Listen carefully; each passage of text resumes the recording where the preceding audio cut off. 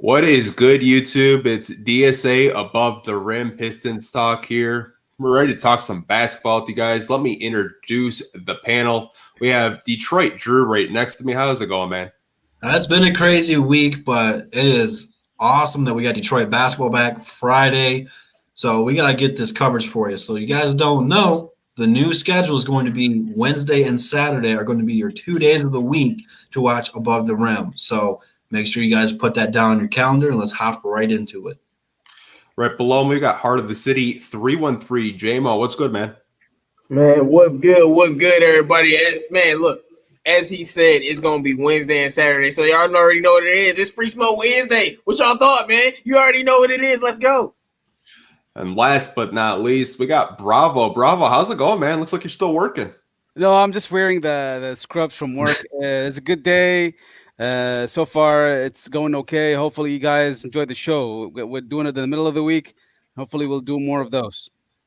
All right. You want to do roll call in the chat, JMO?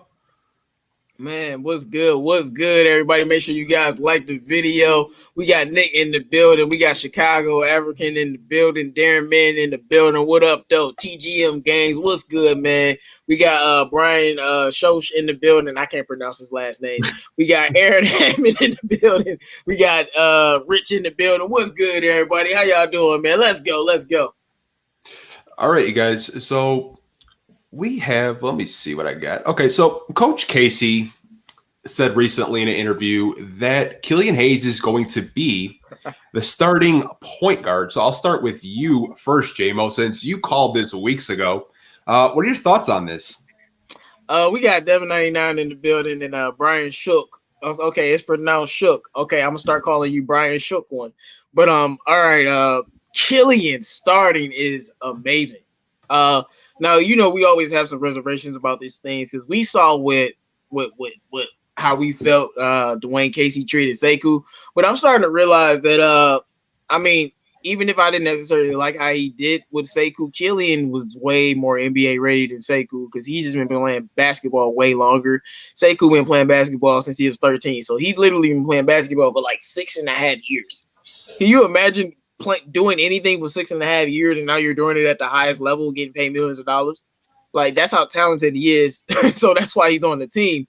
But a guy like Killian grew up with a pro dad and who played overseas, so he's been playing basketball his entire life since he was a little small child, and he's been NBA ready like we thought. And I feel like adding all the weight that he did and his physicality and his defensive intensity, like Troy Weaver was saying, this is why he's going to be starting. I said day one that Killian would automatically be able to contribute passing the ball and playing defense, scoring and all that other stuff. I definitely think he's going to do that great as well. But those two things will come first, and he can do that on the NBA level right now. And it's good to see that Dwayne Casey is giving him the keys. It just signals to me the franchise is changing in a positive direction where you're giving Killian Hayes the keys to the team by making him a starting point guard. All right, Drew, what are your thoughts on Killian starting? Hey, what's up, Ricky, man? Glad you made it. But hey, thank you, Darren, man. I appreciate that, man. Like I said, I feel fine. I can't tell I got it, but on to Killian, I am generally surprised that we are actually giving the rookie a shot. We have said it for many of the guys we drafted: start them, and they always take a year, sometimes two, to start. But it is just a huge relief. We are actually giving a kid an opportunity. And I know a lot of you guys want to start Derrick Rose, which, Derrick Rose has earned that opportunity and that right. But he's not the future of this team. He may make it past the trade deadline, and that's probably going to be it for Derrick Rose here in Detroit. I would love to sign him. I would love for him to retire Detroit Piston. But he can only take you so far. He's not going to get better. Killian is the future, the franchise player for the Detroit Pistons. And we're building around him already. You can go back and look at some of the things Troy Weaver has said in a lot of conferences, press conferences, that is, where he pretty much just signed Plumlee to be in the pick and roll for Killian. That we got Okafor, that's going to be pretty good in the pick and roll for Killian. And Stewart, he's going to be good in the pick and roll for Killian. And then we got him Sveve's still here. He's going to be a great shooter for when he gets double teamed. Bay, he's going to be a great 3-and-D guy. Grant, he's a great bailout player. So, I mean, you're surrounding him with all this different talent, and he's going to thrive with the right way. Plus, he's playing with an all-star and an all-NBA player in Blake Griffin, who is going to play well off of the pick and roll and the pick and pop. So I think that we've done just a phenomenal job in just a short amount of weeks and months of building around him. So it's very encouraging that we're starting him right away, and he has a real opportunity to win Rookie of the Year because, I think his biggest competition is going to be LaMelo Ball. But now that they got I just blocked his Hayward, he's going to get a lot of looks over there in Charlotte. So it's going to take away from some of Ball's opportunity. Here, I don't really know what's going to happen yet, if it's going to be Blake Ball still. But if we have a free-flowing offense, it's going to go through Killian primarily. So he's got a real shot at Rookie of the Year. So, Bravo, what do you think about Killian Hayes starting from day one? I'm liking it. I was the one who called the. I've been looking at the drafts every year. Last year, I wanted the Pistons to draft Sekou, and when they did draft Sekou. This year, I was dying for Killian Hayes. We drafted Killian Hayes. I feel like I'm getting ahead on my drafts every year. This is the second time, and I was hyping this guy so much because I actually, before the draft day, I said Killian or none. I literally said that because this is the guy I think we need to draft, and I'm very happy we drafted him. I think he is going to get a good shot at this year. I think a lot of people are really hyping up, really interested in watching him for the Pistons, see how he's going to do. I know him very well. I've been watching his game for a while. He's an elite pick and roll player. I think he's one of the best players in pick and roll in the game in this draft. Period. Probably. I don't think there's a better point guard who plays a pick and roll than him. And he is gonna. What surprised me, and actually, he's making the beautiful passes that you're not even expecting. So you're probably gonna watch a lot of those with Killian, and also his defense. So he's all around player. The only thing I can see him is struggling with the turnovers, but I think he's gonna be a really good asset for us. And I think it's very important to start a guy like him for the Detroit Pistons because without starting him or without even putting him in ahead, he will not really develop properly. And we need development on this team. Yeah, I would probably agree with most of you. Gotta give J-Mo credit though. I mean, he called it weeks ago when he said, Killian's going to be starting. You guys need to, stop hating. Like straight up. I got to give J-Mo his credit. He did call this like weeks ago. Who got the receipts? Oh, I know. Oh, yeah. I got to give people credit when they do call something out. So I will give him his credit. I think Killian. Just from the training camp highlights, I don't think I've actually gotten that hype from training camp highlights. I've seen him pass with his right hand when people say it's non-existent. I left this comment up because y'all see how LaMelo out here stunting with the new custom grills and the new Rolls Royce while Killian's out here getting the keys to the franchise. Facts. Love LaMelo, but he looks like he's already on a... but LaMelo's been a superstar since he was like 15. Oh, he been doing stuff like that's what I'm saying. Like remember LaMelo had a Ferrari. Remember that Ferrari he had when he was like 17. Like LaMelo just like he's a star. Like Killian is from France, and he grew up different. So he's not gonna do that. That's what I'm like. People want to get on Melo for it. I'm like, bro, he's a star. That's what he's been doing. Like my man was 18 and bought a brand new Ferrari and a watch. Yeah. Like before he was even drafted. So that's just what LaMelo do. But Killian, but that's the reason why I love Killian though. Because I love the way that he's built and he's very professional because it's the way his dad brought him up. Yeah, I know. Will Bynum was talking about. You guys probably know that he spent a lot of time with Killian when he was younger. He was talking about how he sees Killian as kind of a Kobe Bryant in a sense, where Kobe grew up in Italy and he was just so focused on basketball. He sees that's how Killian is going to be in the NBA. And I think when you're in Detroit, you need a player that just loves basketball at the end of the day. And I think we could have a franchise player here. I think this is a guy that, like you guys said, could win Rookie of the Year. Now that he's starting, you got to put him in the top 3 conversation. I think now, because he's going to be putting up the stats, he's going to get the minutes. But, I'm really excited that we actually got the guy that we actually wanted. I can't say that just in recent memory, like guys that I wanted Donovan Mitchell. We didn't get him. I mean, I wanted Kimball Walker years ago. We didn't get him. We actually got a guy that we can get excited. I mean, I bought his jersey. Like, that's how excited. Really? Already? I am. Yeah. I mean, me too, man. Yeah, I got a man. Killian jersey and a Sekou jersey How coming. did So you? All right. So when I hit 4K, I did a Mhm. jersey giveaway. Joey won it, and I bought him a Killian jersey. Oh, spoiler, Joey. Sorry, I wasn't supposed to spoil it yet.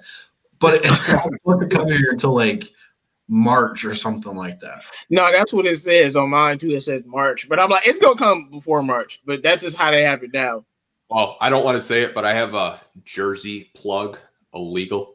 But he's gonna be getting my jerseys out probably in the next 2 weeks or so. So that's gonna be pretty damn exciting. But You might have to put your boys in there real Yeah. quick. yeah, I'll, Yeah, we all have the combos. I'll But, Does he sell the new Xbox or PlayStations? damn. Who I mean, knows, I man? can hook you up with that, I can hook you up. I know I can hook all y'all up with that, but do y'all want to pay that much money for an Xbox or PlayStation? I got a computer. I will wait. That's what I'm saying. Like, you want to pay $1,000 plus for one? I No. can get it. I can get you one, but other than that, like, you know. All right, you guys, let's go on to the next topic. So, sticking with point guards, Dwayne Casey says that Derrick Rose is going to be on a minute restriction again this year, you guys. So, I'm going to start with you first, Bravo. What are your thoughts on Derrick Rose being on a minute restriction this year? It's good for him. I think he has shown that in the past couple of years he's not able to play more than like 60 games. The best is in Minnesota with the Pistons. He didn't really play a full season. He was really good because I think we gave him some restrictions in terms of the minutes. He decided to take over in the second part of the season last year and became more of a starter. So that's good for him. I think it's just gonna give Rose a good role off the bench, and he's gonna be a scorer for us, I think. All right, JMO, what do you think about Derrick Rose being on a minute restriction this year? Well, you know, I don't like it, but also it's another meaning because I was telling you something earlier. Pistons talk about how roles need to be established. So it seems, even though Derrick Rose had this mindset before, the Pistons, established the roles on the court, like being a mentor, they're establishing that you're only gonna play a certain amount of minutes and be in the role, being the backup scorer that you was for us. That was so great last year. You still probably, like you said, I do think he'll close games. I just think Killian to be on the floor with him. Like, but instead of DeLon Wright, like, you know what I'm saying? So he'll close games still. But I think it's good for D Rose. So he doesn't. I think this is gonna cause D Rose. He might be averaging 20 out the minute. Like, I think it's just gonna cause him to be so efficient. Just because like if he's going out there for 23, 24 minutes, I think it's really good. And now we know that Killian gonna be getting 30 minutes a night, and win or lose, whether he out there playing garbage or he playing great. This entire season, he needs to be playing, and he needs to be playing 30 minutes. Like, I really don't care. Of course, we don't want him to play well, but I don't care if he has a struggle patch.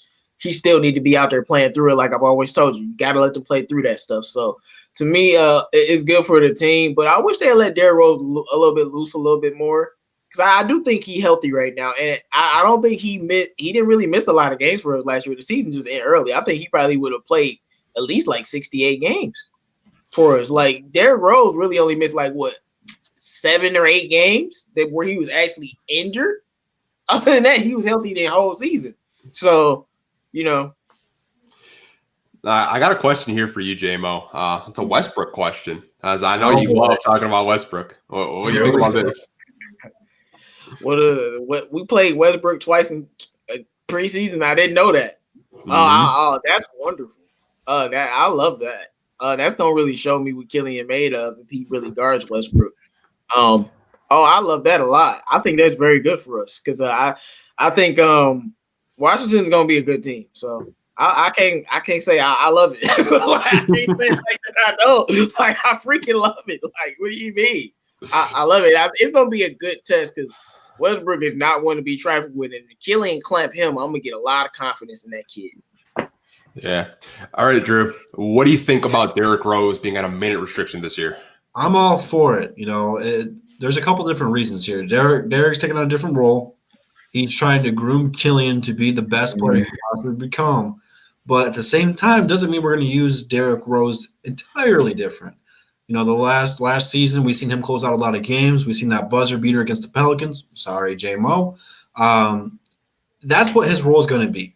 He's going to play a little bit in the first half, but we're really going to save him for the fourth quarter and have him close out the games, take the last shot. And, if we're down a little bit, he's going to be the guy to bring us back or hold the lead down. But I think the main reasoning for it is Troy Weaver wants to be competitive still. And with this year, all you have to do is be the 10th seed, and you have a chance to make the playoffs with the play-in tournament. The last few years, we've been on the borderline, but we've been banged up. When Blake's not healthy, we're not winning. We don't have a shot at making the playoffs. And if we do get in the playoffs, it's going to be a clean sweep.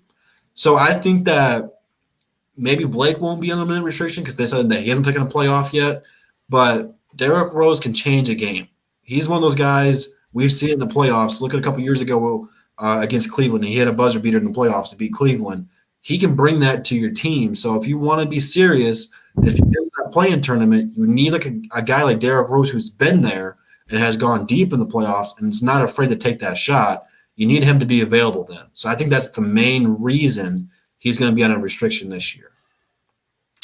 Yeah, I think I would agree with most of your guys' takes with Derrick Rose. Honestly, I think starting him, we saw that, the team was different. It went 4-0 his first 4 starts. But, he gets injured. And I think that's something that the Pistons don't want to do. They want to keep him as healthy as possible. So, I think him being a mentor for Killian is going to be really huge for his development. And, I have no problems with, him coming off the bench. I know some D-Rose fans are going to be in our comment section saying start D-Rose. You guys already know that is coming. I got it already. Don't worry.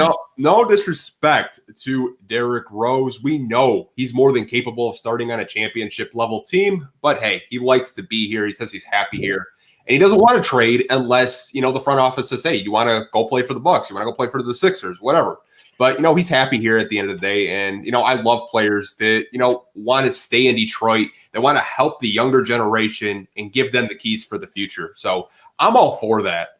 So we're going to go to our next topic. I know you guys probably saw this today. So at least a dozen teams are expected to opt into the G League bubble outside of the Atlanta. The Detroit Pistons have decided to opt out of the bubble. So what does that mean for the two-way guys, Saban Lee and Lewis King, and the other players that may get cut from this roster? I'm going to start with you, J-Mo.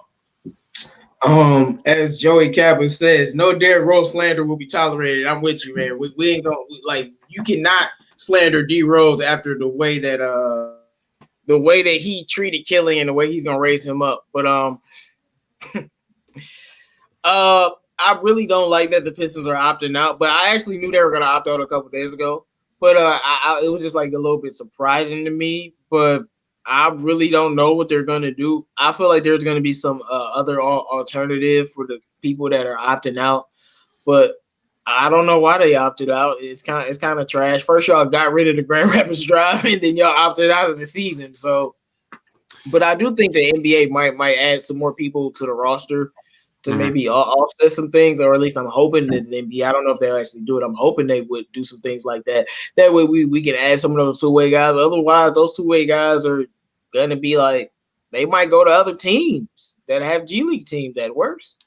And I don't want to see some of those guys go or something like that. I would hate to see Saban Lee have to go to another team. Like, that's not something that I want, man. So I did read that it's going to cost each team around $500,000 for them to go to the bubble with, like COVID testing and all the supplies they probably need. But, I'm going to take it to you, Bravo, since you are in the medical field. You deal with COVID all the time. What are your thoughts on the Pistons opting out of this bubble in Atlanta? It just means one thing. They don't care about Corona. They don't care about Corona. They just don't care about the players. So Corona has nothing for the players. It sounds like it. They're young. They're athletics. They're going to get over it. You get your money, you get over it. So we can't afford to pay all this $500,000 for testing and for bubble. You guys play with Coronas. We don't care. That's what it looks like. Sounds like it. But what it means for the G League team, I think it's not a good move. Like I agree with JMO. But here's the thing: if they said there's 12 teams, I don't know how many teams are opting in and how many teams are opting out. If a lot of teams are opting out, it might not be a bad move because it might be 50-50. Some teams are in the G League, some teams are not. So we might be playing like versus some G Leagues of the Bucks team, for example, versus we're not able to play Atlanta's team. I don't know how we look at it. So, Drew, I know I don't know what you think about the bubble situation with the Pistons. Like, we have so many young guys on this roster that I think that can benefit. I mean, some of the guys that we're going to cut, like Anthony Lamb, LiAngelo Ball, which is like a Detroit favorite right now for some reason. What are your thoughts on the Pistons saying, screw it, we're not doing this? Well, here's my take that you brought up is if it's going to be, what did you say it was, $50,000 for a team to do the COVID testing and stuff like that? 500 big ones for each team. Okay. What did the NBA, what are they about to do? They're about to give each team, roughly $30 million because of all of that? Yeah, shout out to That's like $20. That's what we're talking about. Yeah. I don't get it. Maybe that those teams want to do something more local. So like for Detroit, you do like Wisconsin, Ohio, Indianapolis, and do like a more local one. So that way you guys are still playing, because it's, God forbid, knock on wood, if someone got injured and you need to call one of those guys up, you don't want to have a guy who hasn't been playing basketball for months. Like this, we haven't played basketball since March here, so we really can't afford that.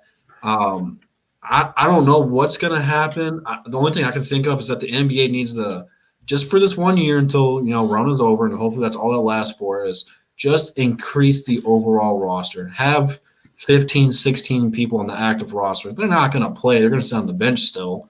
But you need to have something along those lines, because you can't just have these young guys not playing. This is their opportunity to develop experience going. So I don't know. I'm not really for it. It doesn't make sense. The NBA did a great job last season in the bubble, making sure no one got it. But, people are going to be like House, who, have company coming into the room. So that's the way it is. Look at James Harden right now. He's throwing. Yeah, I'm kind of upset that they gave all these teams $30 million. And you telling me they don't want to pitch out $500,000 for the G League team? That's what y'all telling me right now? That's real messed up. That shows who the real teams is and who the real teams ain't. I'm sorry, Pistons. Yes, like that. That's not a good look. I don't you know like what that $500,000 can do to Tom Gore's margaritas on the boat fund? Bro, I'm about to say, like, that's all he gonna use it for. He's like, man, I need that money to, get a new car that I ain't gonna even use, like that's $500,000 we can spend on a center. Like, come on, man, like. Yeah, I honestly, I think, you're in restoring, because we don't like the rebuild word. It's like a bad word in the Pistons organization. They won't even say it. But, you have a lot of guys that I think can benefit. I mean, Louis King, I think you guys, I don't know, I'm pretty high on him. I think he's got a lot of 3-and-D potential. I mean, I saw him at a couple games, knock down some threes, defend, switching. I was really impressed with him. Saban Lee, second-round guy, super athletic. Like, that guy can he just yams on everybody. It's insane. Just his athleticism and his balance. I think he could benefit from the G League. I mean, you got Anthony Lamb, who, kind of reminds me of ISO Joe in a sense, where his shooting form's kind of like Joe Johnson a little bit. I like him as a player down in Grand Rapids or Motor City Cruise, whatever. I don't even know where we're playing at. Neither do the beat writers, which is kind of hilarious. When I showed you guys earlier, they don't even know what's going on. Jello Ball, I think he needs some more time to develop in the G League. I think maybe another year or so, and he could probably make an NBA roster eventually. I'm not giving up on the kid. It's just I'm kind of sick of, answering fans' messages every day. Where's Jello? Where's Jello? Where's Jello? I don't know where Jello's at, okay? I don't know. Like, stop asking. No, Jello's there. They just not putting the camera on him, because the Pistons, I don't know why, but when you got them low budget people out there that they don't want to pay, you ain't gonna get the footage of all the people you want to see. Tell me why. I know this is off topic. Why are the Pistons uploading their videos on Vimeo? Like, what are they doing? Like, I remember Vimeo when I was in middle school before it came out for YouTube. Like, that was the plug for video. I want to know, why are they uploading it without sound? Casey must be swearing. That's the only thing I could think of. Or someone's swearing, or, you're not supposed to do that, Sekou. Sekou, put that away. Like, I don't know. Sekou's pretty crazy on Snapchat if you guys don't follow him. Oh, yeah. He's Sekou is the reason why we gonna win the championship. Like, his personality is the reason why we gonna win a chip. I'm telling you. Like, come on, man. Like, man, I love what this team is about to build, man. Sekou just has that it's that weird type of energy, that weird type of leader energy that makes people feel calm. He even got Blake acting out of character. That junk is hilarious, man. Yeah, I mean, he's calling him a little baby in French, man. I was dying after Right. that. I was like, okay, Blake is speaking French. Watch out. I mean, I guess you have to. Yeah, Speak Blake. French now I because, mean, you yeah, know, the two franchise players besides Blake speak French, so everybody gonna have to pick up a little something, you know. yeah, you know, we. I know Killian and Sekou are going to be talking mad shit about people in French, and people are not going to know anything in the locker room. Like, what did he say? I think it's about you. I think it's about you, Blake. He's calling your knee soft. Like, I can already see it, like, straight up. Like, they're just going to be talking so much shit in French. They're going to put subtitles probably around it. But hey, dog, you see these comments about Sekou? Sekou is a walking goat. Sekou name translated into swagoo in English. Hey, no, Sekou is a drip fountain, bro. I've seen him a couple times. That boy a drip fountain for real. Like, yeah. He's a protected treasure. Protect him at all costs, man. I swear, Yeah, if I see him in the G League this year, I'm going to snap. But oh man, like don't even do that happen. to me. Don't even start that today. We having a good day. If that man in G League, like, I don't know what I'm gonna do. Like, you're gonna live stream. I know that. Like, yeah, like I'm gonna start the Fire Dwayne Casey train. I'm gonna keep it going. All right, you guys. We're gonna go on to the next topic. We kind of went off track there a little bit. So I don't know if you guys have been following, but Dervitas is having issues with his visa coming to the States. Apparently, per Dwayne Casey, he will be here tomorrow. Will him missing most of training camp affect him missing the team? Drew, I'm going to start with you. Yeah, because he hasn't ever been here. You know, he hasn't even played for our G League team, so he doesn't even know those guys. He's never met Blake. He's probably never met Derrick Rose, at least on the Pistons team. So when you incorporate a guy who is going to be coming from overseas, maybe you don't know his game as well because you probably haven't watched him in a long time. Don't really know what he wants to do. For him to fit in and make a name for himself, it's going to be more difficult because you can't just come in preseason without going through camps and talking to the boys and expect to get the same results. It's not his fault, you know, with everything going on in the world. Traveling is really crazy, especially going from one side of the world to the other. So, again, it's not really his fault. I just wish he would have came here sooner so that way we could have got a really good hard look at him because he looks good right now, to be honest with you. He looks like he could be playing for us, you know, maybe coming off the bench. If not, playing for our G League team. Whatever it is, it would be better than him playing over there and not here. So at least he's on his way. Again, it sucks that we might not have a G League team playing this year because at very minimum, he'd be playing there. So, yeah, I do think it's going to affect his playing time in the preseason and his opportunity of making the main roster. So he's got to put in the work the next couple of days, and there's no shortcutting around it. If he doesn't ball out, he's not going to be playing. So it's do or die for him. So, Bravo, I know you're pretty up to date with these international players with Servetus. Do you think this is going to affect him when it does come to making the final roster? No, it will not affect his final roster, but he will not be on the roster, basically. All right. I think what happened with those kind of players, internationals, Lithuania is a country in Europe, so they usually get issued a P visa, which is a P for specific for athletes. So usually there's no issues with the visas. Most of the athletes, they should be able to get them. But the only way I can see the visa issues getting delayed is because of the embassy if the embassy is closed in his country or whatever country is. So there's a lot of things delay behind the visa these days. Is that going to affect him? I think he's not going to be interacting with the players like Drew said, and I don't think he is probably going to be on the bench. I could see him on the G League, and I can see a guy like Jello taking over him this year, spot, maybe, probably.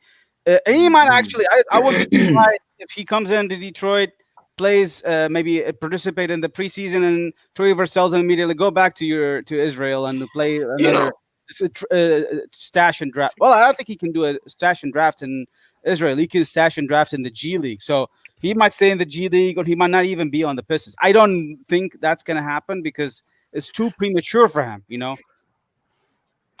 Yeah, I gotta go ahead. Jamo. No, I was gonna say I gotta say something about this comment. Benjamin Foe, how many points Killian got to average before he's allowed to wear white buffs? Let me tell you something. If he have a good first game, I'm giving him white buffs. What are you talking about? Like let him have like 17 and 7. Oh, he gonna be wearing them boys for the rest of the season. What you mean? Let him have a good first game. Like, let him have 15. I might throw him on him. Like, if the field goal percentage good. What you mean? How many points did you have the Black Air Force Ones? Like, I mean, about 25.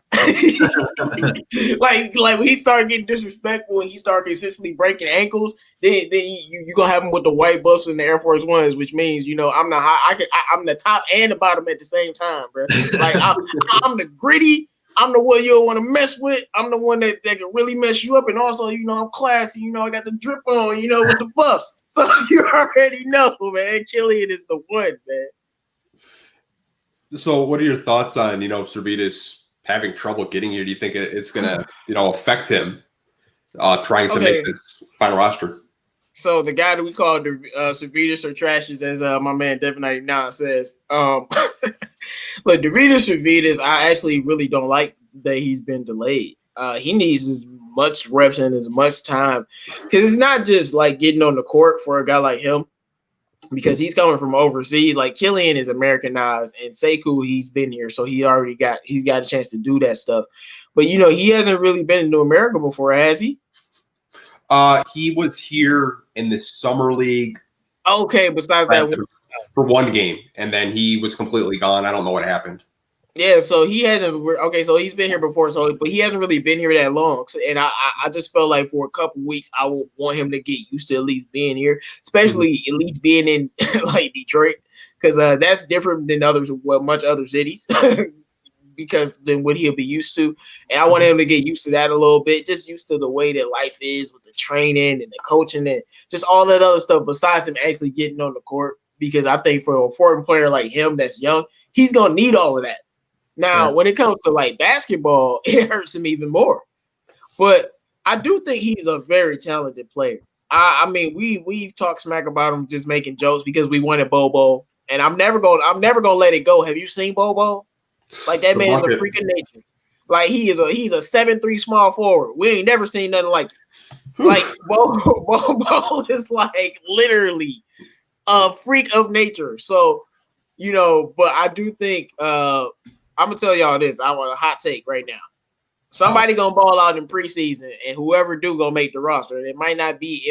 I hope it's not somebody we don't like, but I feel like whoever are on the bubble it's like 5 people in that little bubble to non-bubble range, and whichever one to ball out the most. If it's Servetus, if it's Jello, if it's Fee, whoever.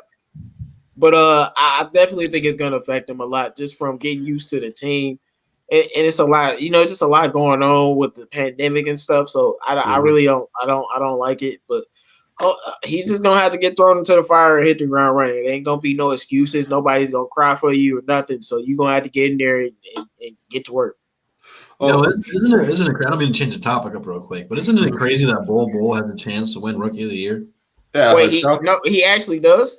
Yeah, shout out to Raji in the chat. I guess the bubble games don't count. Yeah, I was about to say, but he played, right? A rookie last year made their debut in the bubble, that they have an opportunity to win Rookie of the Year this year. So they're getting Ben Simmons treatment. Yeah. Like that's crazy, man. But what's kind of funny though is he signed a 3-year contract, and 2 of the years are guaranteed. The last year's not. So if he doesn't make the team and the Pistons sign a 3-year contract, that's just such a waste of money. So I'd like to assume that he's going to make the team because you gave him 3 years under contract. And that third year is not guaranteed, according to James Edward. So, we got people out here calling him Lithuanian Luke already. Straight up. Lithuanian Luke.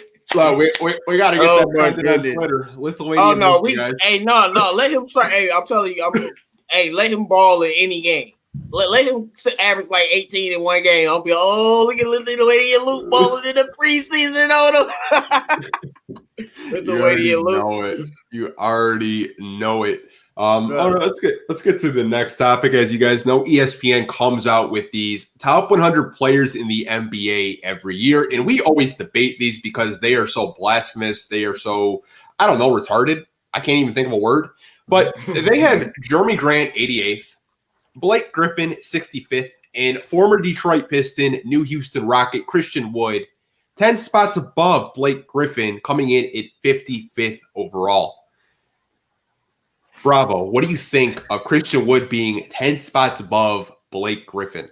I just don't understand what they're doing, really. It's kind of like really ridiculous how they put this Blake this late. And same thing with our rest of the players. Why? I don't understand why.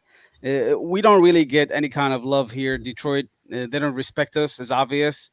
And I just don't really see us they ever respecting us. It looks like it. So is it this we gonna break their eyes one day and we get what we want? Maybe when we get lucky in the draft, maybe when we can one of those players turn into our all-star. Maybe if we become real like one of those players on the roster, if one of them turn into an all-star, maybe we can have a chance and we get more respect. It sounds like we're never gonna get respect in Detroit. Drew, what do you think of this current ranking from ESPN? I never really agree with ESPN rankings, especially when they did the top 100 players of all time, because they always disrespect our guys. You know, I guarantee you, if Christian Wood re-signed with us, probably wouldn't be that high. But this like just from top to bottom, they have Zion in the top 20. Again, he's got all the. Wait, they got Zion in the top 20, but he's 19. only played, what, 25 games? So like. You can't. I don't know the right word. You can't do that. He's got the talent, but like I said, though, Blake didn't play last year, so you can't really be too mad at that. But I don't know how they based it. If they were doing from like last year and putting them where they should have been last year, or if they're doing it on potential. If they're doing it on potential, Blake's 100% healthy. He's gonna be way better than that. But I just don't know, man. Christian Wood again. Technically only had about 12 games last year where he was the guy. So, if you can play 12 games, play 25 games, and get high rankings, then if that's the case, Blake Griffin and Derrick Rose will be top 20. So, I don't know, man. I don't like their list. I feel like they don't have guys who actually watch basketball games do the list. They look at stats and they look at what's the analytical stat that they always do I hate all the analytical stats. It's only like three analytical stats. Which stat? The per 36 minutes. Yeah. So that's probably why Christian Wood's so high is because last year his per 36 minutes was like off the chart. So yeah. I don't know. I'm not a big fan of their list when they come down and talk about the game's best players.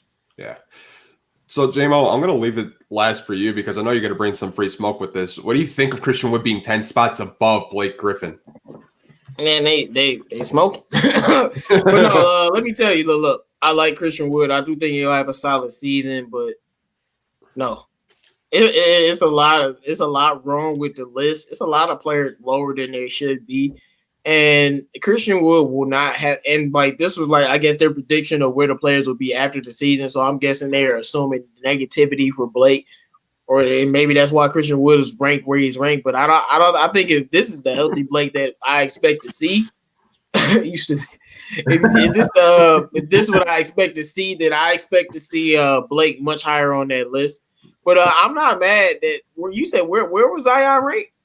I believe it's the top 25. Yeah, it's like 18 or 19 or something like that. Man, I'm not mad at that, Brad. Y'all seen Zion lately? Like, oh my gosh. No, he's a fan.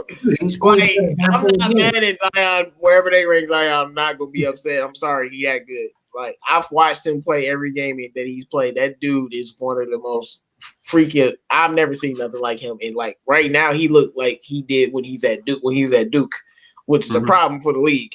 But other than it, I feel like Blake should have been higher than a lot of, like, at least should have been top 40, at the very least.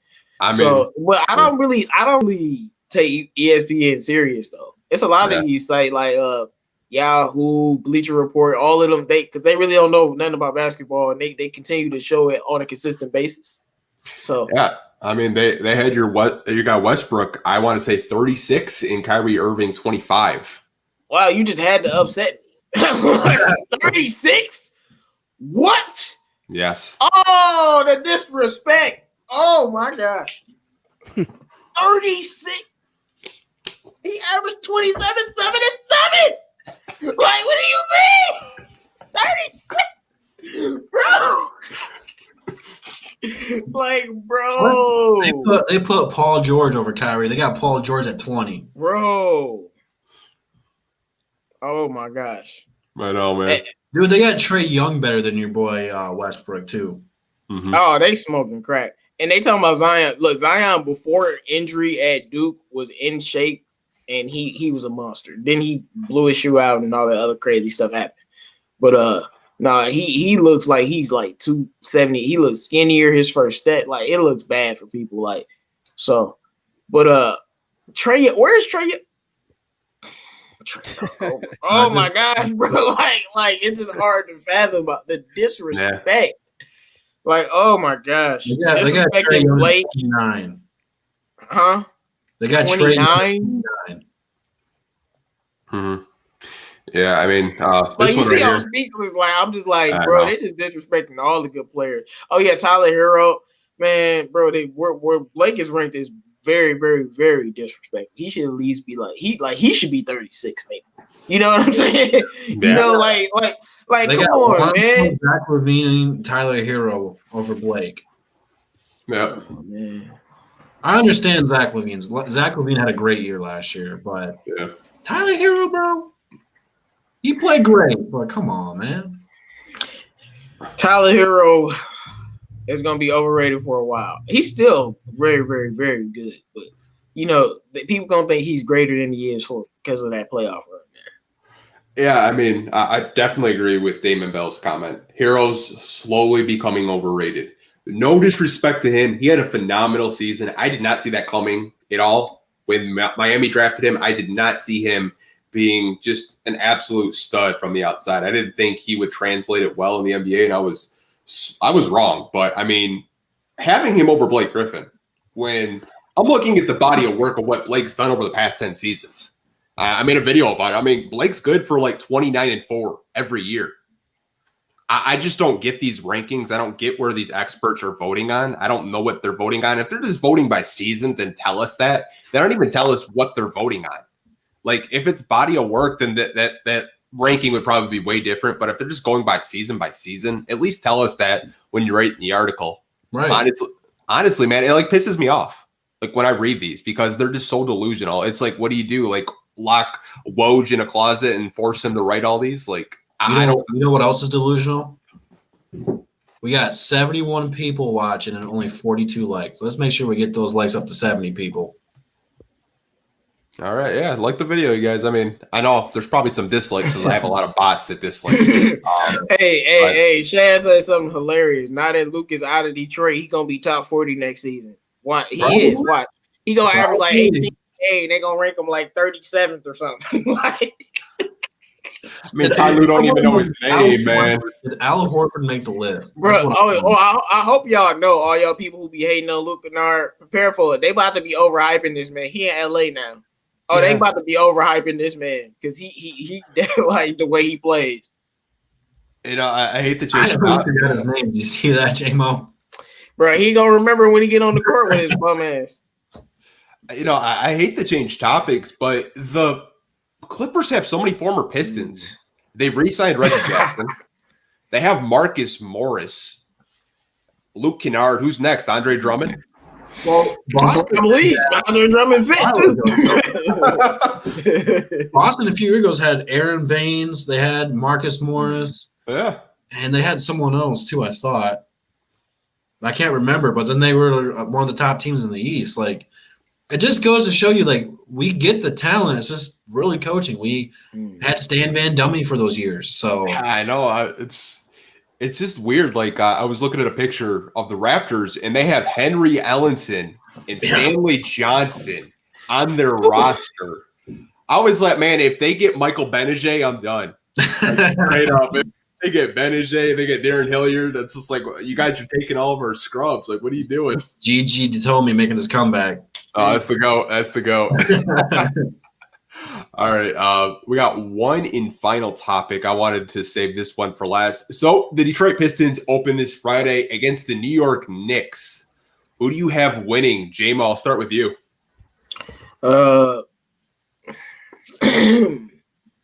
Give me a second. Because I got a special message for you motherfucking Knicks fans. Fuck y'all. No, ooh, I can't wait for this game. The first game, the Lord has really been blessing me lately. The first game, thank you for this. We gonna whoop their ass by 20. Oh man, because these Knicks fans are so salty that we got Killian, and they've been talking all of this smack, consistently hating on the Pistons. I actually if Blake and them playing. Probably, yeah. Neil, we definitely winning by 20, bro. Oh, we about to embarrass them, bro. Killian first victim. What you mean, dog? What you mean, dog? What you mean, bro? I'm so sick of these Knicks fans, bro. Free smoke on. I cannot wait. Free smoke Friday on y'all Knicks, bro. I cannot wait. I'm gonna be all on Knicks Twitter clowning them. I don't care if it's a preseason game. I'm gonna be like, Killian was saucing y'all. We blowing them out by 20, dog. And I'm a clown them. I can't wait for the regular season. The Knicks gonna get it because y'all been talking a little bit too much, dog. For real. All disrespect to the Knicks. What you mean? All slander on the Knicks. What you mean? Drew, who do you have winning in this game? It's always difficult to predict a preseason win because you're just looking to execute things. Yeah, we're going to play hard, but like our rookies are going to play a lot. So you're going to see a little bit of Blake. Don't know how much he's going to play. He might play the first half and then sit out the second half. Same thing with Derrick Rose. But you're really looking at watching Killian, Saban Lee, Bay, and Stewart. Those are really the four guys you're going in here looking at. And then you have to get people like Jello, if they're going to be here, an opportunity to see if they can make the team. You got them here. Play them out there. So you're going to be seeing a lot of guys that maybe you forgot we signed play, or maybe you thought we stretched their contracts too, but we actually didn't. So that's kind of what I'm expecting to see out there. But the four rookies, I think they're all ready to play right now. I think they're all NBA ready to play, whether if it's going to be Killian starting or Bay and Stewart coming off the bench to find that spark. I think we got a better team anyway. I think we got better depth anyway than the Knicks. Knicks, they got Obi Toppin. What else do they got? Not a whole lot. They got a bunch of power forwards still. So they might have a 5-squad lineup out there of just power forwards we're playing against. So I think we got this one in the bag. It should be a double-digit win for the Pistons. So if Blake is playing, we blowing them out for sure. Like, you telling me Blake playing? Oh, no, it's a wrap. Like, they don't stand a chance. Yes, and I'm talking big smack. Yes, I'm talking big smack. Yes, I am. Because if Blake wasn't playing, I might be like, all right. But if he playing, no. And he got something to prove. To me, it's about the intensity, man. I can't wait. I'm so excited. They call Obi Top and Obi-Wan, and that's the only one they got. So we'll have to wait and watch. I mean, I like Obi Toppin, but Killian go outshine him. And maybe another one of our rookies. Like, I feel like we – Hey, Pistons talk. I don't mean to change the subject, but do you remember that list that came out with the highest projected guys that won Rookie of the Year? Yeah, Killian was above Obi Toppin, I want to say. Yeah. So, Killian was he was third, right? It was fifth. He is top 5. You know, I actually had to turn my phone off because one of my friends was just texting me like crazy about Killian Hayes. He's like going crazy. But I could look that up for you guys. But Bravo, who do you have winning the game this Friday against the Pistons and the Knicks? It's a preseason. I think the Pistons will win it. We're not really going to be serious playing. Probably like we're going to be the first 10 minutes or first quarters, first and second quarter. We might be first quarter and the third quarter will be really playing well. And I think Blake and Rose are going to play because it's the preseason. We need to get those guys prepped, and all of those young guys also will play. The thing is, I don't think the Knicks really have like as good. So who are the their point guard is Elfrid Payton, their shooting guard is R.J. Barrett, their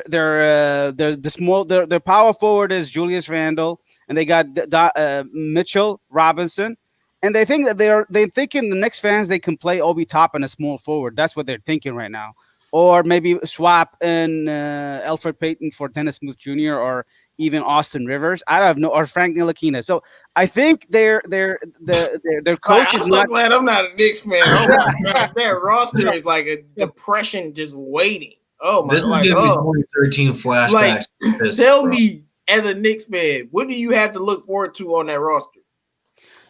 So who's their coach? It's their coach is actually decent. It's Tom Thibodeau.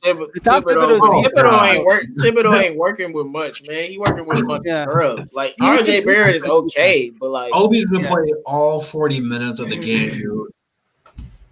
Yeah, so Tim Thibodeau is decent on defense. He's going to play a good defense, but our team is also a good defense. I think Killian defends well. I think Sekou defends well. We don't want to overhype the players. I think it's going to be close, but I think we can see the Pistons winning. But maybe they let it go in the end. They might be losing just because the Pistons are playing their bench in the end. It might not be a serious game. This is how I look at it. So I think probably like it's going to be good minutes for Blake and Rose. That's what we want to see. And obviously, we're going to see the rookies. So that's how I predict. It doesn't matter who wins. I think it's going to be just a competitive, close game. The purpose of the game is to do the reps, I think. No, Bravo, it matters who wins only because we playing against the Knicks. Like, I don't care what happens, then we got to beat the Knicks in every single game. Like, you don't understand. They fans really been feeling salty, so I'm about to clown y'all. I'm with you, J-Mo, man. I hate Knicks fans. I'll never forget when I went to the Milwaukee Pistons playoff game. There was a guy there who had a custom-made New York Knicks Zion Williamson jersey. And look what they got. They deserve everything they get.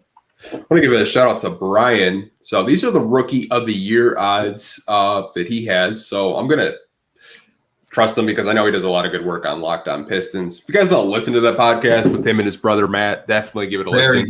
Very good. One of my favorites. There's so many Pistons podcasts out there right now. Like, honestly, there's them, Detroit Bad Boys. It's just so many. Like, I can't even keep up. Like, I literally listened to 4 Pistons podcasts last night, and I was up until 3 a.m. because I couldn't sleep. I mean, so much information from them. But those are the Rookie of the Year odds. So LaMelo plus 400. Obi Toppin plus 2,500, Anthony Edwards 450, Wiseman and Killian plus 600. So that's a fifth best odds for Killian Hayes. I think if you look at it, Obi is ahead of him then. Yeah. But the fact that Killian is even that high up, though, considering the disrespect that we get, let me know that if he starts out like a top 2 rookie, they gonna be on the bandwagon. See, the thing with Anthony Edwards, though, is he's got Karl Anthony Towns. He's going to get his touches. He's got D'Lo. He's going to get his touches. So they're going to have to work out who's the number 1, who's the number 2, and who's the number 3. So it's going to take Minnesota. I'm going to tell you something. A good third of the season to figure all that stuff out. I don't care who on the team. Anthony Edwards get the ball whenever he want the ball, and he can shoot the ball whenever he want. I'm sorry. If you building your team around Karl Anthony Towns and D'Lo, bro, no. D'Lo is not long term. Anthony Edwards is gonna be the franchise player. Him and Karl Anthony Towns, man. Like, I tell D'Lo to shut up and sit on the bench, bro. Anthony Edwards is the guy. I'm sorry to say it like that. Him and like Karl, it's still Karl's team for now, but in a couple years it ain't gonna be like I think this is a LaMarcus Aldridge Dame Lillard type situation. And I'm not saying Anthony Edwards is Dame Lillard. I'm definitely not saying that. What I'm saying is, that's gonna be his team in a couple years. So I think let Edwards do what he wants. They're gonna suck anyway. Yeah. I mean, like Minnesota, just like I was talking earlier with Easy on his show. And there was like, why isn't anyone talking about Anthony Edwards? And you guys probably seen all the bull crap that I can't think of his name right now. Malik Beasley has been doing with Larissa Pimpin. Like, that is such a distraction. Like, nobody isn't even talking about Edwards. Like, Malik Beasley is just like going like straight like crazy mode right now. Like, honestly, I feel bad for Anthony Edwards. The spotlight should be on him, but all the reporters are going to be asking about his teammate making a fool on Instagram. What did he say? He's like, I love my baby mom and I love your baby daddy. I don't want to make us lose those or whatever. But I was like, what? I'm like, this can't be like Minnesota is a dumpster fire. But I mean, like I was saying, like, look, D'Lo, I'm just saying, I think 4 years from now, I don't think D'Angelo Russell gonna be on that team. Like, so like that's what I mean when I say he's not in the long-term plans. I'm talking about long-term 10-year type of plans. Yeah. That's what I'm talking about. But yeah, they're a dumpster fire right now. I forgot all about the whole Malik Beasley. It's so Man, funny. like, Bro, what like happened to him? Scottie Pippen won all these rings on the court, but he can't win nothing off the court, man. Like, oh my gosh. It's even a role player in life, man. He can't Bro. even like, straight up. Bro, like that is like I would not be with that woman, man. Like she's like I'm gonna keep doing it until you like come on, but that's a whole nother topic for a whole nother game. Belong to the streets. He said he's a role Oh player. yeah, she definitely belongs to the streets, bro. The NBA streets. So stupid. If you guys have any questions, feel free to drop them down below and we will try to answer those questions. So let's get it going. Yeah, I got one question for y'all that somebody had asked me. Mhm. Besides Killian, who is you all's favorite rookie on the team? Stewart, no, nothing close besides Killian. I love his intensity. I love that he's talking trash. I love that he said the day we drafted him that none of his opponents that he played in college wanted to talk about him in their interviews because they would bring their draft stock down and increase his. So that's the Detroit mindset right there. I'm just so happy we finally got a center. He's going to be undersized, but, dude, he is so strong, and he's going to get stronger once he realizes what you need to do in the NBA to play a full season. He's going to be a beast, and he's going to be an enforcer. People are going to be scared to play against him because offensively, if you give him the ball in the post, he's so strong. All he's got to do is back you up, and he's where he's want to be. His post move is not fancy. He's just stronger and dominates. And then defensively, he's going to challenge you. He's quick, great lateral quickness. I mean, I love this kid. He's going to be phenomenal. He is what a Detroit center should be all about. All he needs to do is work on making that jump shot a little bit more consistent and eventually looking to expand it. So I love this guy. I love him, love him, love him. I'm really looking forward to watching him.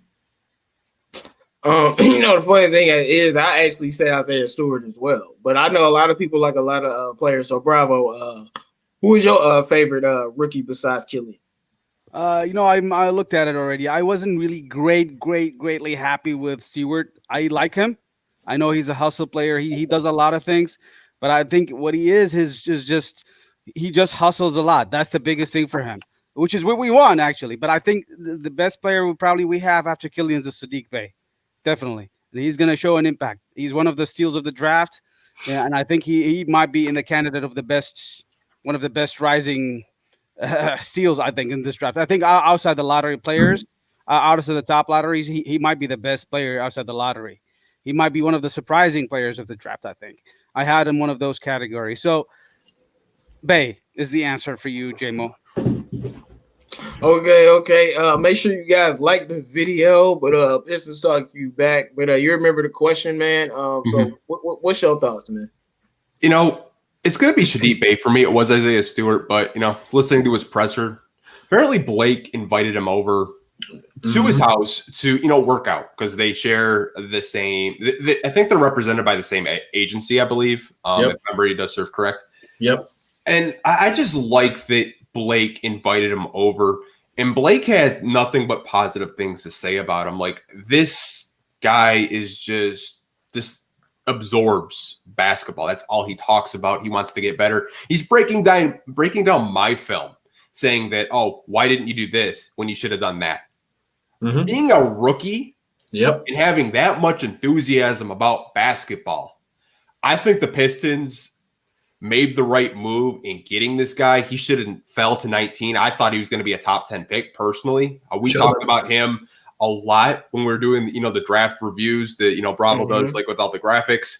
I thought Sadiq Bey was one of the best small forwards, whatever you want to categorize him in this draft. No, most definitely. Shot 45% from three at Villanova. I mean, talk about NBA ready. Like, I'm so excited for this kid. I mean, I was talking to one of his college roommates that reached out to me on Instagram and says, this kid is a dog. All he does is watch basketball film. He just doesn't care. He's like, awesome. He just wants to be the best player possible. And I love that he wants to get better. He's looking to improve.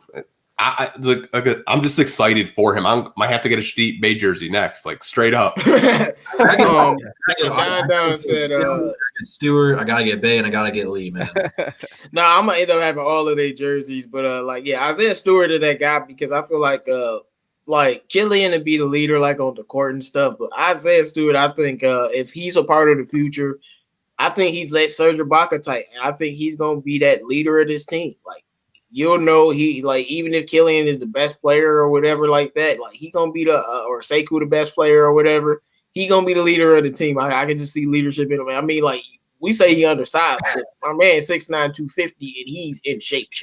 Like he looks like a football player. Like I don't know why you play basketball. Like you wasting your time. Like that's how built he is. So I just feel like with Sadiq Bey, he's gonna be very good. I see the Chris Middleton comparison. I like that Chris Middleton comparison. Like I know I saw Devin 99 comparing to Jaylen Brown, but I don't know if he'll dribble enough to be Jaylen Brown. That's why I kind of like the Middleton comparison or Rasheed Wallace. I saw it like Jeff Green type of comparison. And I'm talking about people forget how good prime Jeff Green was before he started getting injured. So prime Jeff Green was very good. So yeah. Here's a question for the panel. Now, I've actually come around to putting Josh Jackson at shooting guard because people have talked me into it. And Josh Jackson said that's all he's been playing in training camp is the 2 guard. And we know how versatile he is. He could probably play 2, 3, and 4. So do you guys think he's going to get consistent minutes and have a redemption story this year? I'll start with you, Drew. Yeah, I do. Anytime you come back home, you just take it all in, because it doesn't happen all the time. It's very rare. And we all know about all the off-the-court issues that happened through him, but he played very well at the end of the season last year. And if he can just bring a glimpse of that over, he's going to be the hometown kid that everyone wants to root for, that is going to be a great story. And he has all the talent in the world to be a great player. He's already got the defensive ability. It's just about getting the looks. And quite frankly, looking at it, you got Mihailuk. He's really the prime competition for that 2 guard. Then you got Wayne Ellington. I don't really think Wayne Ellington's going to be playing consistently. I think he's just going to be one of those guys, if we're up big, he's going to get the chump change minutes. If we're losing, he can be a guy you bring in to hit a couple threes and try to, get you back, cutting the deficit down. I just don't think Wayne Ellington's going to play that much, to be honest with you. I'm cool if he does because he brings spacing to the floor, but we're really looking to be a defensive team. Troy Weaver knows Detroit's history. He talks about the Pistons all the time, about the bad boys in the 04 team. Josh Jackson embodies the defensive side of the floor. And when you got a point guard like Killian Hayes, you want to get in transition. And how do you get in transition? Great defense. Jackson's one of those guys who's going to help you get better defensively. Him and Grant are going to get in the passing lanes, force a ton of steals, and they're going to give the ball to Killian. He's going to push that was a tongue twister. The tempo. God, I don't know why that came out so weird, but it did. But yeah, I don't know what the hell happened there. But yeah, man, I'm pulling for the kid, man. I really hope he can come through because it would be a great story. And I just can't say enough about him, man. I like what he's done, what he has said. He's taken it serious. He's grown up.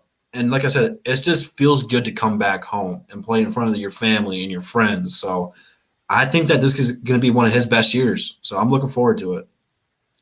J-Mo, what do you think about this, about Josh Jackson getting consistent minutes and having a redemption story this year? I don't want to tell Pistons fans the bad news, but I don't know if it's gonna happen how we want it to happen because Dwayne Casey, man, like Casey plays favorites, and that's probably why Killian is starting because he loves Killian. Well, before you get too far away, J-Mo, what did Dwayne Casey do to Bruce Brown when he had Luke Kennard? But what does that have to do with this situation? Because it's just kind of the same thing here. Josh, like that's what I'm saying. Like the line right is Bruce Brown. Like what you mean? And Steve is Luke Kennard. Like they've been talking about the line right is going to be the starting shooting guard. I forgot we had him. My bad. A lot of people keep forgetting we got the line right. The line right is the Dwayne Casey guy, and a lot of people think, including like Pistons, we've been talking about he's going to be the starting shooting guard. It's not like we like it. So if he the starting shooting guard, then that means that Fee is the 2 shooting guard. And if he's not the starting shooting guard, then Fee is probably the starting shooting guard, and then he'll probably be the second shooting guard coming off the bench. So those are going to be the top 2 shooting guards on the team. Now you got Wayne Ellington, and then you throwing Josh Jackson. But we just drafted Sadiq Bey, and if Sadiq Bey is playing well, he's going to be getting minutes there. So as much as I want Josh Jackson to get 20 minutes, 22 minutes a night, I don't know if Dwayne Casey is going to give him the opportunity to get those minutes early on. I'm just being honest because I like DeLon Wright, but DeLon Wright to me is like a ninth guy. He's not my starting guy. You know what I'm saying? He's not my starting two guard. I'm starting Speed. I'm starting Josh Jackson. I'll start Sadiq Bey before I start DeLon Wright. And there's no offense to DeLon Wright. I think he's a very solid player. The man had a triple-double. He can play the game of basketball. This is not an attack on him. It's just about when I'm trying to build my team, he shouldn't be the starting two guard. You know, but I know Dwayne Casey. I know what he's going to do. He's going to start DeLon Wright. And Josh Jackson will probably be getting 10 minutes a game until, like, it's just because Fee is going to get it's Fee and Sadiq Bey are just going to get more opportunity than Josh Jackson because the Pistons have more invested in them. It sadly to say it. So when you throw DeLon right into the mix, so it just makes me wonder what are they doing with Fee and Sadiq Bey when you have Josh Jackson at the two guard a lot. I'm like, what are y'all doing? You know? Yeah, I mean, Bravo, I'll let you answer this question. I want to know like what your take on with this is with Josh Jackson. Do you think he's going to get consistent minutes this year or no? I see him like an 8 to 10 minutes guy off the bench, but is it consistent? I'll probably see him as a third tier player rather than a second because we got a lot of jam on the shooting guard, the small forward, power forward, and shooting guard. And a lot of those guys are tall. The way you look at Josh Jackson's contract is a 2-year contract, which means the Pistons are looking for him to play for a while rather than like a 1 year. So I can see definitely Josh Jackson taking over Wayne Ellington's spot for sure. You know, well, Ellington is going to be situational. I think he's going to be more assisting of the player's development, and he's going to help maybe come off the screens of Blake.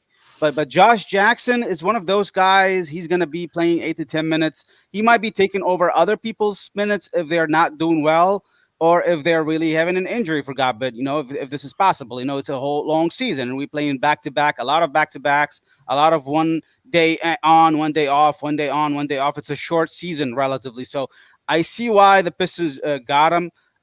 I do see limited minutes, maybe in some games more minutes, maybe in some games less minutes. That's how I look at it. Yeah, man, you know Casey gonna play DeLon Wright. Let's be one. Yeah. You know he's gonna play DeLon Wright and start that man. You know, I think this job is Fima Hailuk's to lose. I think right now he's the starting shooting guard.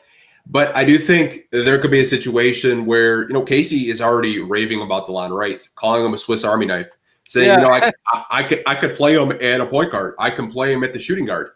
And, you know, you hope that DeLon Wright's 3-point percentage stays the same because when we look at this team, that's one of their biggest weaknesses is going to be 3-point shooting. I mean, you can look at Jeremy Grant's percentage, but you got to look who he was playing with. He was playing with one of the best big men passers in Jokic and Jamal Murray. So the attention was on them. So, you know, Jeremy Grant was open a lot of the time. I think you have to roll with Fima Hailuk if you want that perimeter shooting. The only trade-off is his defense isn't the best. But, you know, I could definitely see a situation where maybe Casey just throws in Josh Jackson and, you know, 2, 3, or 4 because he's so damn versatile. But Speed, it has to be. I'm just going to be honest about it. Starting two guard has to be Speed or Sadiq Bey. Yeah. And it's because they can shoot. It's because they can shoot. Sadiq Bey can also play defense, which is a plus. But I don't think Speed's defense won't be a problem in the starting lineup. The man is 6'8" at the 2 guard. Also, you're going to be playing in the starting lineup with Jeremy Grant and Killian and probably Mason Plumlee or Stewart who can, you know, play defense. Sekou can rotate in, play defense. So I don't think Speed will be that problem just because he's 6'8". You know, how many 2 guards are going to be that? I mean, it's some pretty good ones in the league. Come on. But, you know, like that length will be able to help him against some of the guys. But it should be Bey or Speed just because they can shoot. I love Josh Jackson, but I would bring him off the bench maybe after those guys, give him 20 minutes a night. Yeah. But you want shooters in that starting lineup with Killian and Blake Griffin specifically. Yep. Yeah. That helps take away the fact that you can't just double Blake. Because Grant, he's very solid in the corner. He's going to be playing the opposite side of Blake Griffin on the court is. That's one of the things they talked about bringing him over is that he primarily worked on the other side of Blake Griffin does. So when you have a guy like Mihailuk who's going to be shooting 40% from downtown, when you put Blake in the post, if you double off of him, let's not forget how good of a passer Blake Griffin is. He's going to find the open man. So rather if it's Grant in the corner or if it's Mihailuk at the top, they're going to knock those down 4 times out of 10. So I'll take that any time of the week. So Yeah. Okay, Pistons talk. Mike Zarnarski has posted the same question like 10 times, and I told him we would get to it. Is All right. after Blake gets traded at the trade deadline, what do you think our team would look like? Hold on, let me see. I got to scroll up, Mike. Sorry about that. Let me see. Yeah, man. I told him we was gonna get to it, man. Go ahead, Bravo. What do you think about that? Here we go. What exactly? What do you think our team is gonna look like after Let's Blake answer gets the traded question. at the deadline? After Blake gets traded at the trade deadline, what do you think our team would look like? Wow, I have no idea. You don't know. It's the trade is getting traded. If Blake is getting traded, it might be a package. So I don't have an answer for this question. Oh, I think I could definitely answer. I got a for sure answer. Go for it. I want to hear it. Like, Yeah, I hate to say what I said. I hate to say what I'm about to say, but our team is gonna look interestingly worse, but better. What I mean is, there's no way in hell we're gonna be as good as we are with Blake Griffin. But as much as I don't want Sekou at power forward, but when you have Sekou, you would be able to mainly, if you're trading Blake, Sekou will be the starting power forward, and you're gonna have, Sekou, Jeremy Grant. I'm not upset about that at all. Blake's traded. I think the team, we won't be like we're pushing toward the playoffs, but I'll tell you this. We won't fall off. Like, let's say if we were on pace to win, it's 20 games left. We're on pace to win like 13 of those games. We trade Blake. We won't win 13, but we'll win 9 or 8 of them games. I'm telling you, we'll still be very competitive. My biggest concern about that opportunity, man. My biggest concern if we do trade Blake is if you keep Plumlee, you're gonna start him at the 5 still probably, but you're gonna insert Sekou at the 4. So you're gonna have Grant and Sekou both out there. That's gonna be really fun to watch with a point guard like Killian. But then your bench is probably going to be at the 4 Stewart because we don't really have another power forward unless you want to play Josh Jackson at the 4. And then you're going to have Okafor at the 5. So 4 spacing for the bench probably going to be a little bit of an issue at the big man spot. I mean, has added tremendous. And I guess Wayne Ellington will have to come into play more as shooters at that point. But I don't think it's going to hurt the team if we lose them. But it's still going to open up opportunity because look. Blake isn't going to be here forever, regardless if he's here now or traded now. Sekou is probably going to be his spot if Jeremy Grant's here. Yeah, I mean, obviously the team's going to get worse because you're losing a guy that has so much attention. Like, we see Blake down in the post playing that Blake ball in the 2018-19 year. And, I think you'd probably get maybe a pick and maybe a player with equal value, like contract-wise. What's up, Bravo? There you go. That's exactly the point. You said it exactly. A contract-wise player that will be interesting. So I don't really know what kind of package we're going to return for Blake. If we get in a guy like Rudy Gobert, that would be not really something interesting for me. If we get a guy like Westbrook, or maybe let's say CP3, or maybe a guy or maybe a huge contract for Blake. If you're looking at if you get in return a huge contract, I mean, I would be. It depends on the Trust player. me, I don't know. I think any Troy Weaver trade with Blake is like, we're giving Blake to you. You're welcome. Now give us something. Give us a little something. I don't think it's gonna be we're trading his contract for another big haul or we're taking on a bunch of long deals. I think it's straight up. They want Blake as a commodity, and we sell him at a high price. Whether it's a low first round pick, we're praying, or some second round picks in the player. I don't want that.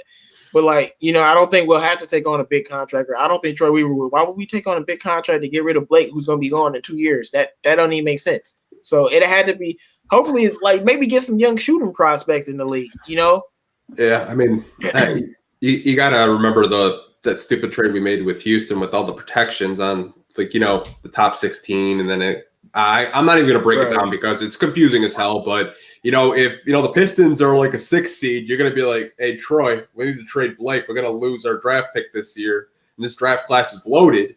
He's going to have 2 phones. Yep. No, he probably. Like, I hate to say it. I'm telling you, the Pistons gonna be the surprise team in the league, and then we probably gonna trade Blake. I hate to say it, but hey, man, it is what it is. You never know. We could probably still make the playoffs without him. Like, yeah, we probably be a 10th seed, but I would love to see what they would be able to do with Blake traded and see who would step up. I'm being honest. Because like Blake traded, like that's 20 points a night, 24 points a night. That's a borderline, superstar. Like that's a player right there. So who's gonna step up now that things has changed? Because we saw Christian Wood do that last year when Drummond he go, hey, well, I'm gonna be the guy now. Yep. So I would love to see what will happen with the players. But no, I will put Seiko as small forward, move Jeremy Grant to power forward 100%. I'm sorry, but that works too, though. They're interchangeable. They'll fit at the 3 or the 4. It doesn't really matter. So here's what I think a good trade would be. Like if we get him, like the Brooklyn Nets would like him. I think if we can get like Jared Allen and Karis LeVert and maybe another player in return, an asset, that would be a good trade for us. I don't really want to help Brooklyn out. Yeah. They're good players. Jared Allen is a really good center, and you'd love to get a Jared Allen and Karis LeVert, and maybe like I don't know who else you want to pick at. It's something like that. Maybe I like Jared Allen, but I don't want Jared Allen. You know what I mean? Yeah. Like he's nice. I like him, but I don't want him. I'll take Karis LeVert though. Like, I'll take him in a heartbeat. So, but I don't really want him. I think that. Or maybe Blake for let's trade with Orlando. Try to get like Jonathan Isaac or something. I don't know. Or Blake for Ben Simmons. Ben Simmons for Blake. What do you think about that? They would never do that. Why not? He can't shoot. Ben Simmons is not. I don't know. I don't know. The chemistry would be horrible on our team. I know. Simmons after he just drafted Killian Hayes. Is he going to take over the offense? Mm-mm. Yeah, I don't see us making any big splashes like that. I think we're just going to stay the course, develop, and if there's a trade out there, we make it. But here's another question that I thought was interesting because I have seen this. Can you guys see a 3-guard lineup? So it's probably going to be a D Rose, Killian Hayes, and DeLon Wright on the court with 2 big men. I'll start with you, J-Mo. Replace DeLon Wright with anybody else. Speed, damn, man. Speed, Sadiq Bey, and Josh Jackson. I mean, because I know DeLon Wright is the only one that's purely a guard. But if I'm thinking about a lineup like that, DeLon Wright isn't my 3rd guard, and I'm just being, what would he add to that lineup? Why would you have him out there? Like, I'd rather have. It's kind of like what OKC did. You know how they had like CP3, Shai Gilgeous-Alexander, and Schroeder out there. I think Casey. That's what they all did, but it was a reason though. CP3 ran the show and made the clutch shots. Shai Gilgeous-Alexander scored. That's all he had to do, and all Schroeder had to do was score. DeLon Wright's out there. Killian's running the show. D Rose is D Rose. Yeah. Why are you there? That's why I was like, maybe I would try to, if we were doing the 3-guard thing, maybe with like Josh Jackson, because maybe 3 and D, speed, shooting, Sadiq Bey 3 and D. But if they put DeLon Wright out there, I still think it'd be all right. I don't want to see DeLon Wright or Wayne Ellington in no 3-guard rotation. So let me ask you this real quick: is DeLon Wright the new Bruce Brown, where you're going to constantly just back at him? Hey, look. So look, hey, if Sadiq Bey is balling and DeLon Wright starting over him, or Speed balling, you gonna see me talking smack about DeLon Wright. It's gonna start. But the thing about Bruce is I was 100% right about everything I was saying about Bruce. As much as people hated it, he should have never been starting over Luke Kennard. Yeah, and the fact that he's gone now, I know Luke's gone, but Luke's gone because he's valuable. We always talked about his value. He should have never did, but and DeLon Wright shouldn't be starting over Speed. So maybe I'll go there, but no, I won't go there only because I like DeLon Wright I don't dislike Bruce Brown. I freaking love him as a basketball player, but I like DeLon Wright as a player. But it's just like I want young guys to get opportunities. I'm just tired of putting players over our young players, man. I'm just tired of it. I'm just tired. Yeah, I don't think we're probably going to see that. I think Casey, he has to force feed these rookies. He doesn't have a choice. Half of his team is gone. He can't say, "Oh, hey, Wayne Ellington, go play 40 minutes," because the media is going to rip him apart. Then why did you play Wayne Ellington 40 minutes when you got Svi Mykhailiuk on the bench, who's a better shooter? Casey's going to have to play these young guys. Mm-hmm. But Like I said, I've seen this Like 3-guard I stuff. want like Speed, Sadiq Bey, and Josh Jackson, like them three. I need to see all of them getting tons of minutes. Like I really do, but I don't know if it's gonna work out like that. Yeah, I mean, Drew, what do you think about that? A 3-guard lineup?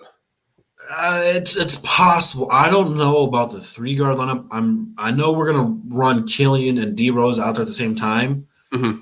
I didn't want to say a 2-guard lineup because you have 2 guards out there every time anyway. But if we did do that, there is a couple different routes you can go with for the 3rd guard spot. You can put Josh Jackson out there for your defensive purposes, and then you can put Mihailuk out there. One of the things I've seen someone said that Mihailuk can't dribble is one of the things Casey said that Mihailuk worked on was his dribbling, so he didn't cause so many turnovers. Yeah. That was really the knock on Mihailuk last year was the stupid turnovers, the dumb turnovers, just being careless with the ball. So we have to see how he works with that. But that would probably be my go-to was either Josh Jackson or Mihailuk for that role. And then you're going to have Grant and Blake out there playing a little bit of small ball. But that's pretty much strictly an all-offensive lineup to get caught back up or to try to blow a team out of the water. So it's not probably going to be an every-game thing, but it could be our version of the death lineup that, the Warriors had when they played small ball over there. So not to that level. I just feel like OKC 3-guard lineup was special because, like, Shai Gilgeous was right. He's a pure shooting guard that's 6'7", so he can switch to small forward on switches. Not saying he's really good, and we know CP3 isn't. Yeah, you said they were different shooters or scorer. Like all their roles were perfectly established. That's why you could play them together for the whole game because everybody know what they're supposed to do. So we'll have to see if they can work in unison like that. What do you think about that, Bravo? I know you haven't spoke on the 3-guard lineup. Would you do that in certain situations, or are you against it? I think it's not going to be possible. I think it's going to be likely it's going to happen because especially in certain game situations, Casey is going to go for a small ball lineup. I could see it happening because you know what the problem is with our team right now? Everybody's tall. Nobody's really short to defend the short guy. That's what this could be a problem for us. Like, who's going to defend Trae Young? I mean, tell me who's right now? Who's going to be 1-on-1 on Kyrie? I know outside of Killian Hayes, who else we have could Killian, Jeremy Grant, Sekou, Sadiq Bey. Who's going to defend Kyrie Irving? Who's going to defend Trae Young? First of all, there's a few players there's no defending. Kyrie one of them. Exactly. But he's going. But that's why I just say you got to put Killian on him and let Killian get cooked. Don't get me wrong. Killian is the one. I agree. But outside of Killian, we don't have a lot of players except for DeLon Wright who can defend like shorter players. So DeLon Wright, Josh Jackson too. I don't know if he's going to be able to defend a guy like. I don't know. Josh Jackson. One thing he's been since he's been drafted is a good defender. So. Yeah, we'll see. I don't know. I can't tell you, but I could see us going for that small ball lineup in certain situations, like guy like Trae Young, guy like Kyrie Irving, guy like Kemba Walker. Who is going to defend those guys? It's hard. So my biggest question about it is not defensively; it's offensively. Is how good would Derrick Rose be playing off the ball? I haven't seen Killian play off ball yet. We haven't seen him play in the NBA yet. So that's really my biggest question about doing the 3-guard lineup because Derrick Rose is a decent shooter, but he's really doing it with the ball in his hands. Every once in a while he'll be in the corner and they find him, but it's not very often. So that's my biggest question. Who's going to be playing better off the ball, not initiating the offense? Well, Killian is more used to playing off ball. So I think that's the thing. Like I think he'll be a much better shooter than you guys. Like I think he'll be great to play off ball. He'll just shoot. He'll just shoot and probably take the best defensive assignment while Derrick Rose scores, That's what I think will happen. Or you might have another shooter on the court to do the shooting and just let him and Derrick Rose, have a 2-guard type of, 2 guards going at it type, CJ and Dame type of thing. So. Yeah, I mean, I feel like I know this is a long time ago. Van Gundy did this with Reggie Jackson and Ish Smith. Oh, and it was so experimental. Like he would we didn't really It worked sometimes though. Yeah, but like it's so experimental. Like if you don't have the personnel to run like a 3-guard lineup like OKC did, like Chris Paul, we can probably say is one of the best point guards of our generation. Yep. You don't really have a guard that can be clutch, pass the ball, and then you have a scorer, and then you have someone that, can just take someone off the dribble. I feel like it's going to be very experimental, like maybe against a small ball lineup. That's the only way I could actually see this happening. So we probably wouldn't see it too much, honestly. I don't need to see it that much. Yeah, I know. You know what I'm saying? And I don't know outside the end of the game, I don't even know how much D-Rose and Killian will be playing together. Defensively, it might be kind of a headache because, Killian, we know he's a pretty good defender. Derrick Rose, we know that's not his strong suit. That's okay. And DeLon Wright, I'm not calling him a scrub. He's an above average defender at the end of the day. Like Zuka Vision says, if you watched a couple of Mavericks games, he was pretty decent when he did get time with Rick Carlisle. But he just couldn't get off the bench over there. But I'm not really mad if Casey does decide to do that. If I don't know, maybe it's just, you got a big lead and you want to experiment with it, I'm all for it. Yeah, if we getting blown out or you got a big lead, I'm not gonna be upset about it. But Jim was thinking DeLon Wright is the new Galloway of the team. Yeah, man, the new Galloway, the new Bruce Brown. Look. I'm gonna get DeLon Wright a clean slate. I'm gonna watch him play some basketball before I start going in. But if we start DeLon Wright, y'all, I'm not gonna.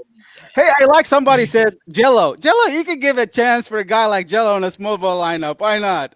Yeah, he would actually fit perfectly in a small ball lineup because he can shoot the ball and he can guard more than one position. So that's why I was saying you would want to have a shooter. So speaking of Jello, the $1 million man himself, that's what everyone's talking about when it does come to the Detroit Pistons. Do you guys think he's going to make the team? I'll start with you, Bravo. That's a tough question. I'm going to be honest. I say no. Probably no. Because we know Casey is not going to give him the chance to. But maybe making like a third string players, maybe. We will see. It depends on how what kind of players. I think the season has a lot of rooms for injuries, COVID injuries. So COVID kind of infection. So you could see a guy like him take an opportunity when those things happen. What do you think about this, J-Mo? You think we're going to have a ball on the Detroit Pistons roster? Sadly, not right now. But like I said, I do think he'll be on the team at some point in the season. Bravo just brought up the COVID thing, but I'm not going to sway from that because, things happen every season. No matter what, we go into the season with all the positivity and all the happiness, but it could be just like last season. Let's hope not. But you know what I'm saying? So I do think at some point in the season he'll get a chance. But one thing that I'm concerned with is what are we gonna do with not just Jello but the rest of these guys with the no G League team situation. So that's something that I'm gonna have to monitor because I don't know what's gonna the league starts in a couple weeks. So what are y'all gonna do about that? Are y'all adding roster spots or something? What are you doing? But I do think he'll be on the team. Of course, he won't play a lot because the NBA a lot of times is about opportunity, man. And if he's not gonna get it, then he ain't gonna get it until somebody else gets hurt or something. Drew, I'm gonna leave it to you with the last question on this. Do you think Jello's going to make the team? So I think Jimmy made a good point earlier in the show where he said if someone balls out in the preseason, they're probably going to make the team. Jello is probably not going to get a whole lot of looks in the preseason if he plays at all. But if he can contribute, pass the ball, and shoot the lights out like he usually does, he's got an opportunity. So that's the key word we've all said is opportunity. It's all about the looks and capitalizing on him. I think he's got a tremendous skill set, and we need shooting, and he brings shooting to the team. Plus, he's a good defender. We know how good he is at stealing. So I'm definitely – Why you got to do him like that, bro? Come on, man. Man, but no, the preseason is where he can make his name. I'm pulling for him, man. I hope he does make the team because I feel like the Pistons need some publicity. He's a name people are going to tune in to see, man. I want to see what this kid – what he's become, what his journey's been. So I think the destination for a lot of the players we have has been about opportunity and good stories so far. So I'm definitely man. I'm hoping he makes it. I'm still on that. Somebody gonna ball out in preseason, and that's gonna get them either a roster spot or more minutes than they would normally get. Yeah, So we'll see if that some person is Jello. Jello want to come out against the Knicks and drop 35 off the bench. Go ahead, Jello, kill the Knicks for me. You know, I could see a guy like Musa. Somebody mentioned Musa. He could be waived. No, he out of here, bro. Get that scrub out of here, boy. Like, come on, man. Yeah, I mean, we got Brian Scopes breaking down the team. I mean, like, that's like a 12-man roster right there. So it's going to be interesting. Lamb, but okay. So out of that, I would say Stewart, obviously, LiAngelo, and Saban Lee. That means LiAngelo could make the squad. Well, I believe Lee and Lewis King are two ways, so you don't really technically have to count them because they're not. Okay, so then good. Yeah. I'll take Savitas. Then yeah. I mean, if this works out how he's putting it. Yeah. Obviously, out of those bottom five, I'm taking Stewart. I'm taking Stewart, LiAngelo. I don't know why we kept Magruder. I just don't see him getting any opportunity. No, we kept him because we kind of had to keep him, right? What's that, Magruder? Yeah, because we traded for him and and stuff. It was so weird. He was a pawn in our trade. Yeah, I forget who he came with. I want to say it was the Luke trade he came with the Clippers. I'm not 100% sure. So we got another question if you guys are down for it. Do you guys think we're trading Derrick Rose this season? Drew, I'll start with you. Probably at the trade deadline. Because I don't think we're looking to bring him back, but maybe we don't trade him at the trade deadline. Maybe we want to give him a full season with Killian. I don't know. But we're not trading him today. We're not trading him tomorrow.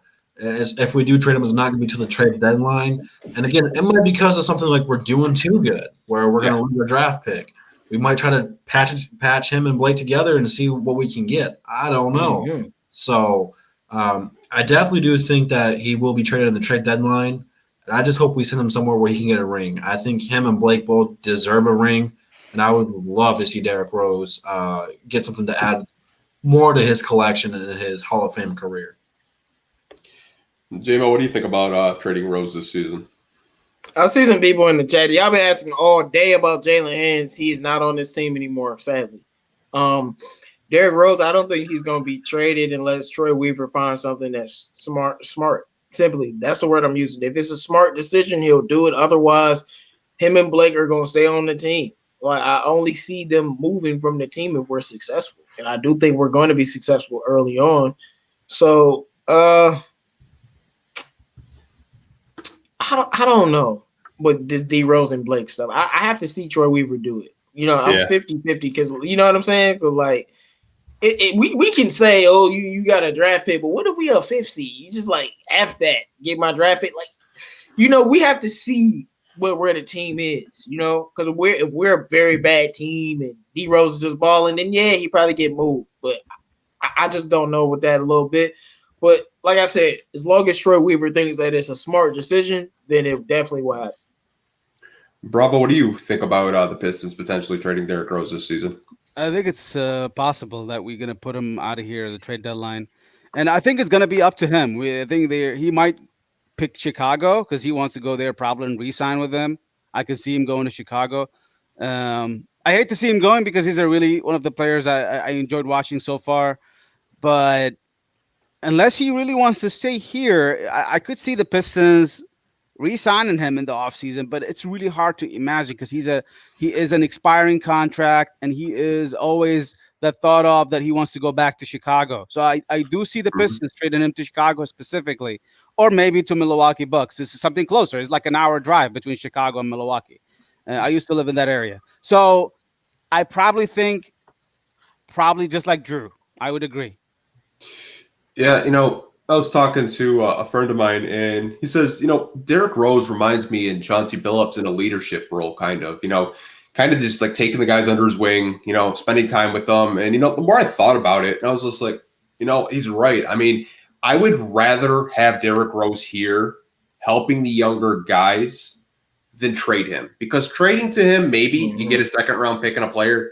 What's that really going to do for us, honestly? I don't see us getting a first-round pick in this draft class because we've seen all the talent. If you're watching college basketball right now, this draft is freaking loaded. It is insane. I don't see us getting a first for Derrick Rose. I see us maybe getting a late second. It's probably like in the 50s, maybe mid 40s. I'd rather keep Derrick Rose here, rather him, help develop Killian Hayes, help develop all the younger guys. But that's just my take on it. You guys brought up a lot of good points. If you can make a trade for him, do it. And if it does make sense, but that's just how I feel about the Derrick Rose situation and the trades. But it doesn't look like you guys have been asking any more questions. So we're going to go to final thoughts. So thank you guys for watching. We actually hit 100 in the chat. That's actually a first time for me. I know I've been getting a lot of subscribers lately. So shout out to all you guys on the panel. Help me get to 1,000. We're almost at 1,200. So it's been crazy. So congrats, man. Well earned. Yeah, I really man. appreciate it. This your special show for your 1K subscribers, and you got 100 people. That means we need 100 likes on this video. Shout out to all the people, man. Shout out to the people in the chat. But I'll take it to you for final thoughts, Drew. Great show, man. Again, for guys in the chat, if you guys did not know, Wednesday and Saturday is now your time to watch Above the Rim. We're adding another day because you guys, like Pistons Talk said, has been coming out in waves. I think everyone in the DSA has grown just in the last couple of months or so. It's been phenomenal, and the support's been crazy. So thank you guys, man. I know we all appreciate it, man. And I think that we've built a good show here. Now we can host it on anyone's channel, and we're going to have 100 people watching. So I think that the fan base is growing, and I think you guys are actually telling your friends to come watch us because you love hearing J-Mo talk about Westbrook and that his slander won't be tolerated.